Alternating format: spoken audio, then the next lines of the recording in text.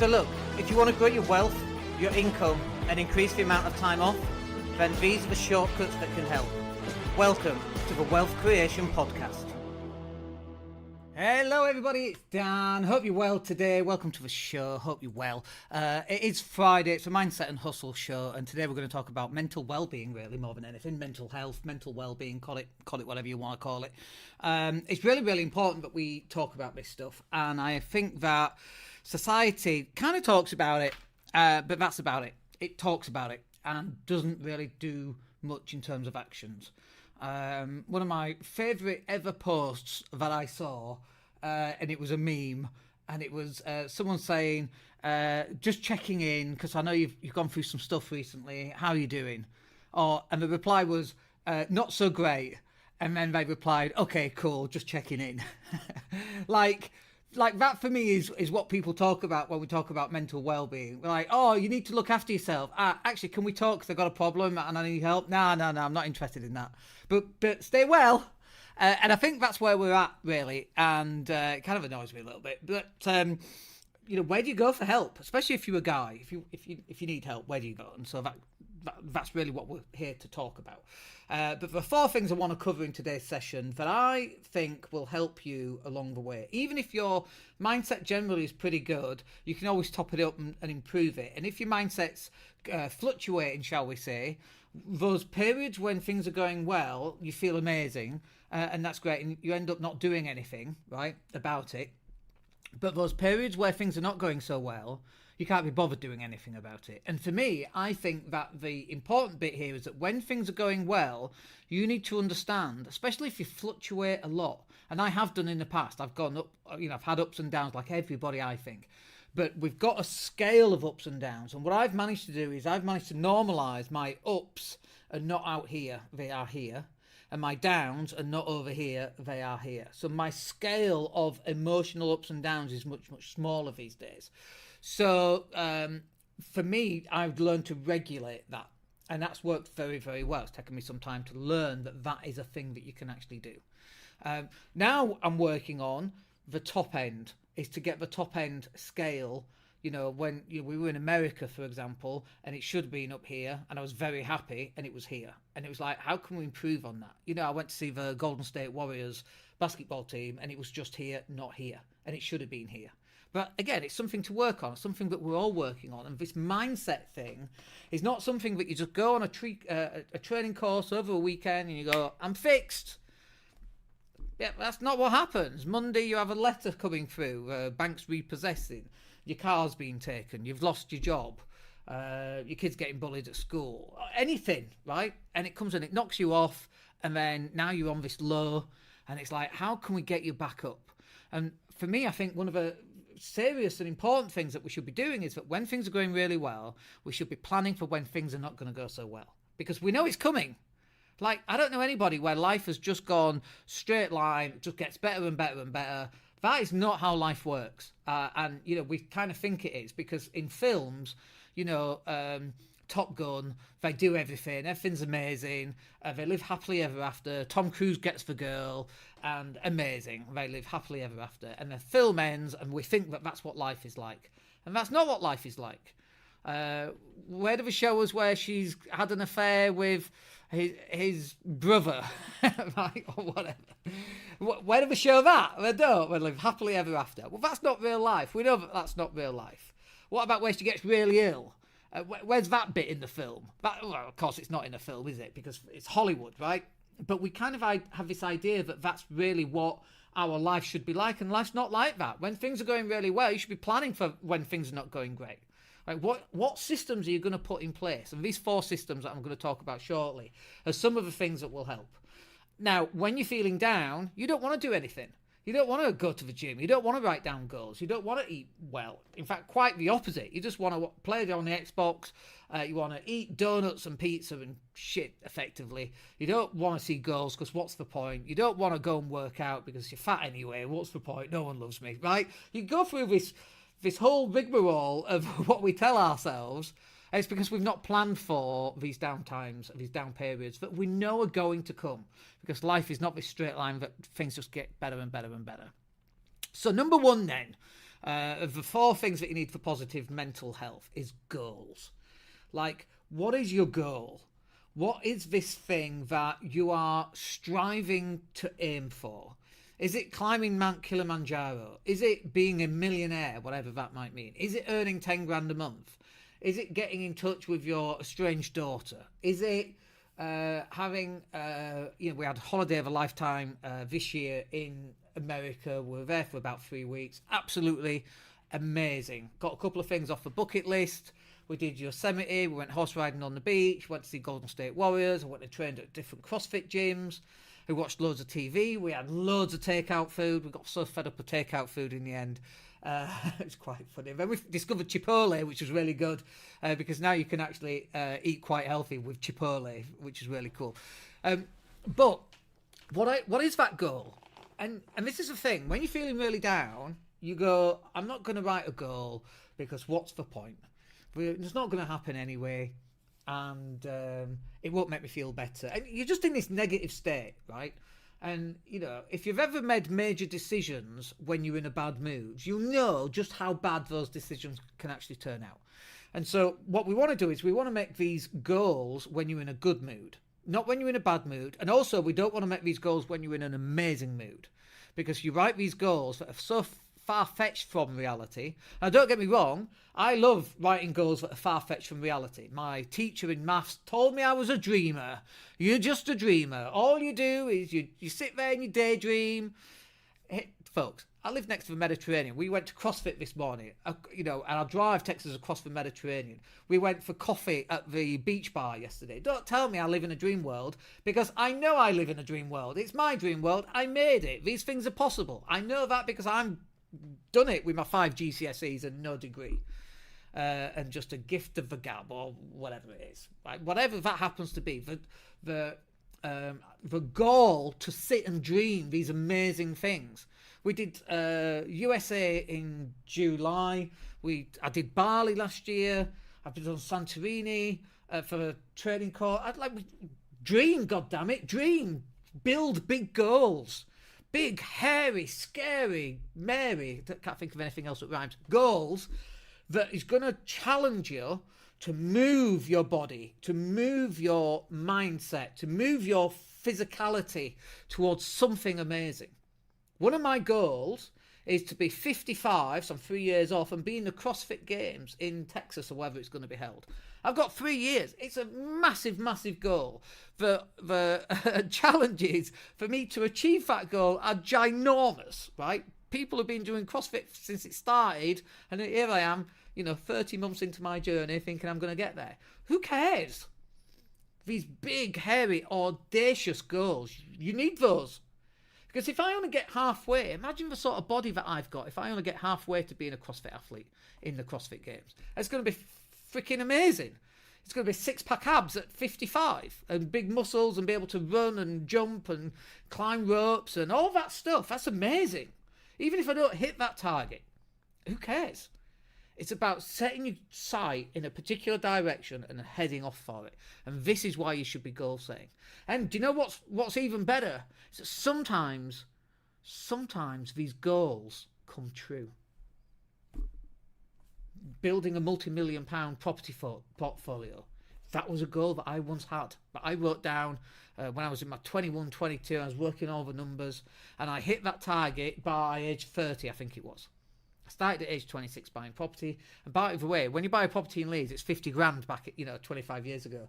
It wasn't the same, And getting to £1 million of property in Leeds is actually quite difficult. Today, you could do that in London, and it's like a council flat, But it's possible.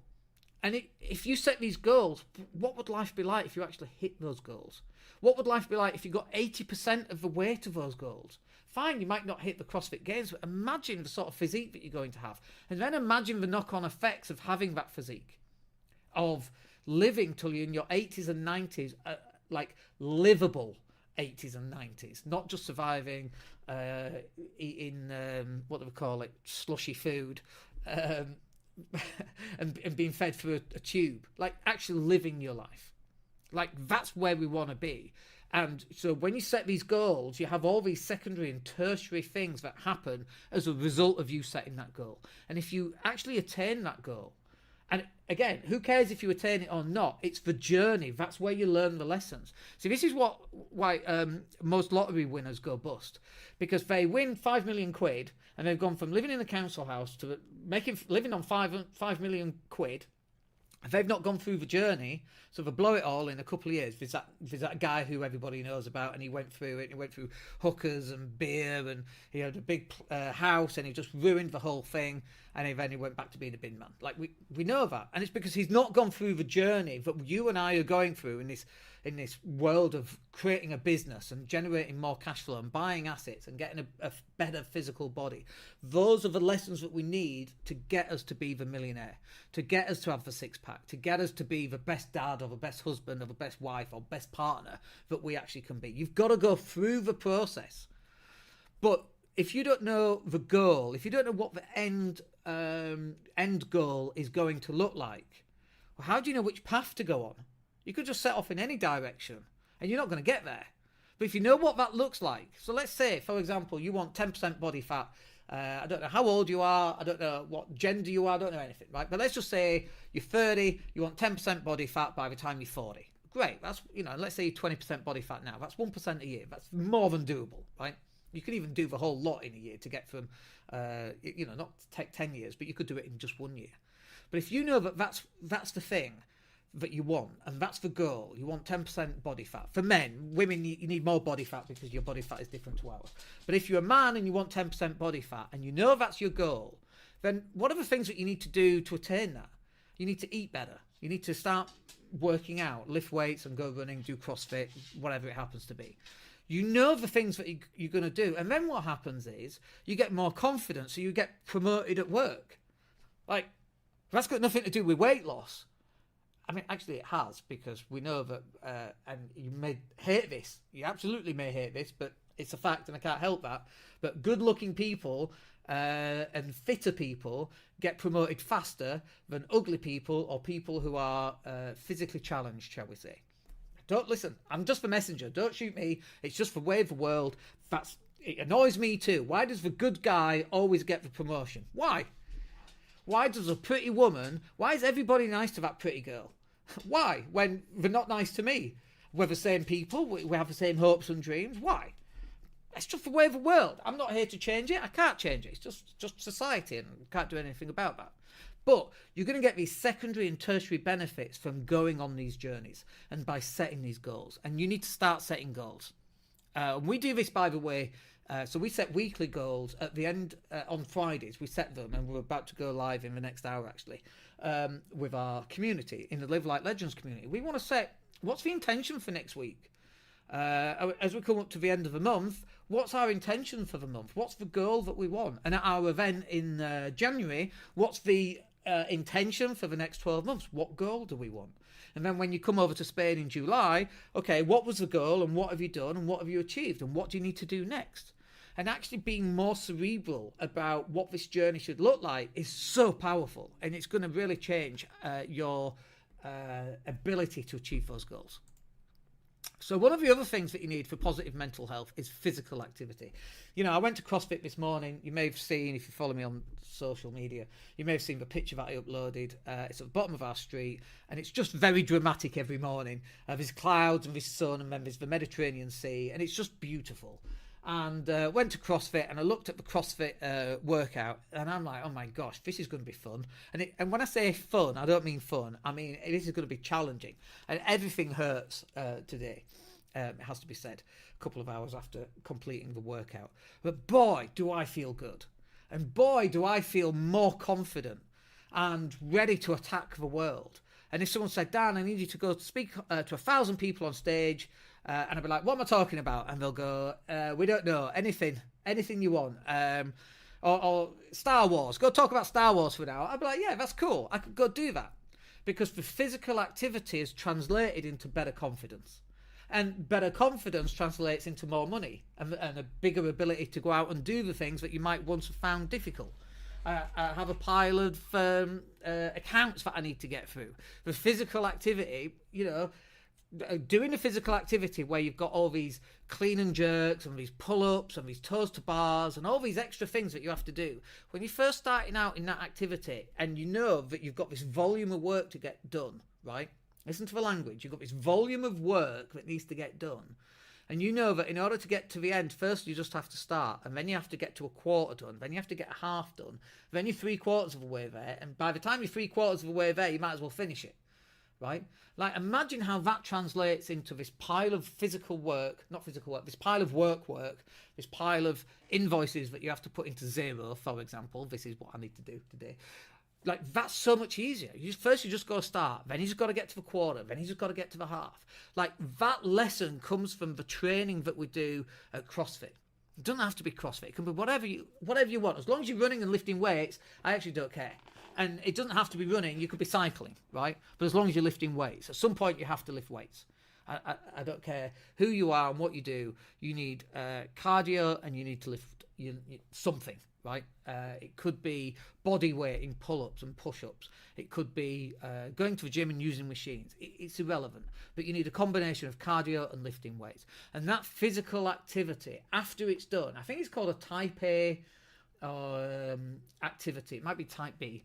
Type A activity, if I've got the name right, is where you go and you do the workout and it's awful and you hate it and it's so hard and it's physically draining and it's physically painful. And then afterwards you go, whoa, that was an awesome workout.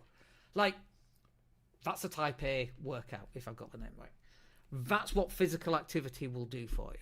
And does it get addictive? Of course it gets addictive. But what a good addiction. I'm addicted to working out once a day for an hour. And is that a bad thing? I've got several addictions. Sleep, for example. I like to sleep a lot. I sleep every night, in fact. Food. I like to eat a lot. I eat every day, right? That's not a bad addiction. As long as it's not every hour of every day, you know, everything goes in moderation and so on. But getting that physical activity is so vitally important. The next one then that will give you a positive mental health is just eating the right foods. Like, I have this thing, right, where if I open a bag of sweets, and bear with me, I'm just going to drink some Diet Coke. But I have this thing where if I open a bag of sweets and I work my way through the sweets, and by the way, you know, rules are rules, right? You know, when you open a bag of Maltesers to share bag, you know you don't share those, right? Everybody, I know it says to share, but we all know that the rules are that you have to finish the entire bag. I'm pretty sure they're the rules. But when I open up some sugary sweets, you know, some chews or something, not chocolate, but I actually get my knees ache. And I think that a lot of bad health is actually caused from bad food, first up. But I also think it's caused from, what's it called where something gets bigger? Like you have a bruise and it gets bigger. I've forgotten the name. Inflammation. I couldn't remember the name. I think inflammation actually prevents good health. And I get inflammation from eating sugary sweets. And I also get headaches from eating sugary sweets as well. And even though I know I'm going to get the headache, sometimes I'll still eat them. Took the dog to the vets last week, and it's a $4,500 operation. It's quite a big operation, needless to say. And I was feeling really just depressed about it, quite frankly. And on the way home, bought some jellies, bought some sweets, felt like shit. Because this is what we do, right? We go to food because we're emotional eaters. Like, everyone's an emotional eater. Like, I don't know anyone who's not an emotional eater. And if you are, you're a bit weird. And weird's okay. There's nothing wrong with that. But I ate all these sweets. And later on, oh my God, I felt absolutely dreadful. I felt dreadful physically. My knees hurt, for God's sake. I have beer knees. If I drink too much beer, the next day, my knees don't work properly. I have beer knees. And it's like knowing and understanding your body and what it can take and what it can't take. And eating the right foods and eating the wrong foods, trust me on this, is one of those things that will help you mentally. And this, again, there's secondary and tertiary benefits to this. So, for example, after this, I'm going to eat, what am I having today? I've got chicken, peppers, lettuce and some couscous and a bit of a sauce, like a lemon herb sauce from Nando's, and a bit of coleslaw, right? All ties into my diet. I'm on about 1,800 calories a day at the moment because I'm in a weight loss cut. And I'll be doing the weight loss cut until Christmas. That's the plan. Whether we stick to that plan or not is another matter, right? But that's the goal, that's the plan, and that's the direction that we're heading in. But after I've eaten that, like, the discipline that's needed in order to eat the right foods also translates over to you doing work. So the discipline, like, it's so easy to go eat a donut. Like, it's so easy, right? Those 5 minutes are absolute heaven. But then how do you feel about yourself afterwards? You feel pretty rubbish, right? Now you've let yourself down. Now you've ruined your diet for yet another day. And actually, you could have made gains on your diet. You could have lost some weight. Gains. You could have lost weight on your diet. But no, you haven't done that. You've either stayed the same or actually you've put a pound on. Like, for what? 5 minutes of a donut? And instead of just having discipline, instead of eating the donut, go have chicken and broccoli and a bit of gravy, right? Whatever that happens to be. Like, you can go do that. But no, I'm just going to eat some sweets. It's going to make me feel better. And it makes you feel better for 5 minutes, and then afterwards you're beating yourself up all day. And then the effect of that food has on your neurology and the way that you see the world is actually not a good thing to do either. Now imagine that over a longer period of time. Now you're putting weight on, then you feel even worse about yourself, and then you get to the stage, well, it doesn't matter anyway because I've put so much weight on, it doesn't matter if I lose 2 stone or not. And actually it does matter. If you're 20 stone, you lose 2 stone, now you're 18 stone, right? You lose another 2 stone, you're down to 16. You do that 3 or 4 more times. I don't know what your weight should be, but over the next few years, and you do it gently and gradually, that's life-changing stuff. But, no, I want to eat this donut. Like, every single day, and actually every hour of every single day, is the difference that makes the difference when it comes to eating right, and that will help you mentally as well. And then just finally on this, the right network is so important when we're talking about positive mental health. We've all had relationships where, someone said something to you. In fact, me and my wife, we were watching Love is Blind, a bit of really trashy TV. And we do watch a bit of trashy TV every so often. Anyway, we're watching Love is Blind. And the woman said to the man, she called him delusional. Delusional. I said to my wife, I said, if you at any stage in our relationship would call me delusional, and I have these high goals, right? CrossFit Games is a high goal. Being a millionaire and owning millions of pounds worth of property is a high goal. Moving to Spain and living in Spain and doing CrossFit every morning is a very lofty goal. But if my wife at some point had said, you're just delusional, we would not be still married. Because that network is not supportive. And I have friends, acquaintances, shall we call them, who are not supportive, who take the piss out of everything you do. And it's like, that's actually not what I want. I don't need you to take the piss. I know that I'm failing in certain areas. I don't need you to remind me. I need you to give me support and accountability and to drive me on and to go, have you lost weight? That's what you need. That's what your support network should look like. I make it a point when I go to CrossFit and I see someone who've not been for a while, you got bigger. Have you lost a few pounds? Is that a new top? Like, amazing. I love your hair. One of the guys was growing his hair. He had braided hair. Told him I loved it. And I do. I like his hair, right? And then he had dreads. And then he shaved it all. And every stage I told him how much I liked his hair. Why would you not do that? Why would you not make people feel better about themselves? And why are your friends and your group and your network not saying nice things to your face as well? Not behind your back, but actually to your face. I was thinking about you and I saw this and I thought, oh, I'd love that, so I sent it to you. There's this idea called pebbling. I was telling a friend just yesterday that we're having coffee down at the beach hut. There's this idea called pebbling. And it's a thing that penguins do to each other. And we also do it as humans, right? So when you share a meme with your friend, you go, I saw this and I thought it was really funny. I thought I'd send it to you. That's pebbling. And penguins give each other a pebble, right? And it's called pebbling. And it's where, I've got a friend and he lives in London and I saw something funny and I sent him the meme and I saw this and I thought it was perfect for you, right? That's amazing. That's really nice. Try it. Just go try this with people that you know. Just try going out of your way to be incredibly nice. This is about building a network. And if you might go, well, no one ever pays me a compliment. When did you pay other people compliments? And you can't just do it once. You've got to be a complimentary person. I've done this where I've just practiced smiling at strangers. Like, not weird. Not weird. You know, if you stood next to a school smiling at the kids, you might get the police called on you. That's not what I mean. Go to CrossFit. Morning. Buenos dias.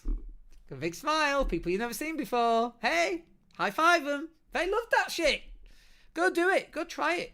Honestly, it comes back in droves. People high-fiving you. Hey, Dad. I'm like, I don't know who that was. They high-five them anyway. But building the network, and this is not just going to CrossFit, but this is about your business network, your home network. If you go to a running club, the running club network.